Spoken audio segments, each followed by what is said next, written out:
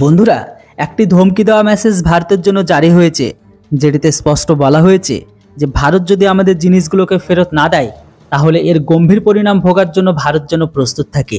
হ্যাঁ বন্ধুরা, ঠিক এমন টাইপেরই মেসেজ এখন দেখতে পাওয়া যাচ্ছে।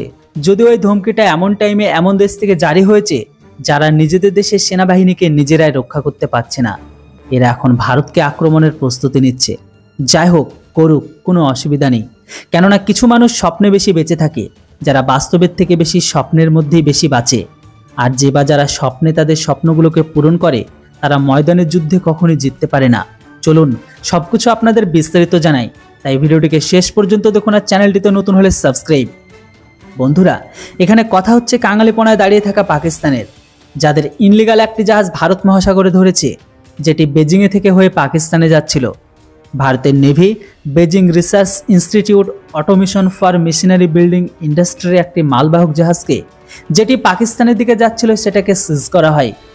আর এখন এই কার্গো শিপকে এই কারণেই সিজ করা হয় কারণ প্রতিবন্ধী সামগ্রিক অস্ত্রের সাথে যুক্ত পারমাণবিক অস্ত্রের সাথে যুক্ত সামগ্রীকে পাকিস্তানের দিকে নিয়ে যাচ্ছিল এই জাহাজটি, যার লিগাল কাগজপত্র জাহাজের কাপ্তানের কাছেও ছিল না। বলা হচ্ছে জাহাজে নিউক্লিয়ার অস্ত্রের সাথে যুক্ত ইকুইপমেন্ট যুক্ত ছিল, যেটি চীন চুপিসারে পাকিস্তানে সাপ্লাই করছে। আজ থেকে 2 মাস আগেও কিন্তু ভারত এই রকম টাইপেরই পাকিস্তানে একটি জাহাজকে ধরে, যেটিতেও নিউক্লিয়ার বোমের সাথে যুক্ত উপকরণকে ধরা হয়। ভারতের বিদেশ বিভাগের বক্তব্য এটাই যে চীনি কোম্পানি পাকিস্তানের ব্যালিস্টিক মিসাইলের জন্য রকেট মোটর ওয়ারহেডের সাথে যুক্ত কালপুর্জ পাকিস্তানের ভেতরে সাপ্লাই করার কাজ করছে, যেটি আন্তঃরাষ্ট্রীয় নিয়মের সম্পূর্ণ খেলাপ। চীন পাকিস্তান এমন সমস্ত জিনিসপত্রের হেরাফেরি করছিল, যেটি কোনো যদি আতঙ্কবাদী সংগঠনের হাতে লাগে তাহলে সেটিতে কিন্তু সম্পূর্ণ কিয়ামত চলে আসবে। এই জন্য আমরা দ্বিতীয়বার পাকিস্তানের জাহাজকে আবারও সিজ করি। তো ভারতের এখন এই অ্যাকশনকে দেখে পাকিস্তানি বিদেশ বিভাগ এখন তাদের মাথাকে থাবড়িয়ে বসে আছে। আসলে বন্ধুরা, পাকিস্তানের বিদেশ বিভাগের প্রবক্তা মোহাম্মদ ফয়সালের বক্তব্য যে ভারতের কোনো অধিকার নেই যে তারা আমাদের জাহাজকে মাঝ সমুদ্রে ধরে ফেলে, ভর্তি মালকে সিজ করে। এই মহাসাগরে তো ডজন খানেক জাহাজ চলে বা যাওয়া আসা করে, কিন্তু ভারত সবকিছু জেনে শুনে আমাদের জাহাজকে ধরে আমাদের উপরে মিথ্যা আরোপকে লাগাচ্ছে। ভারত এটা অনেক ভুল করেছে।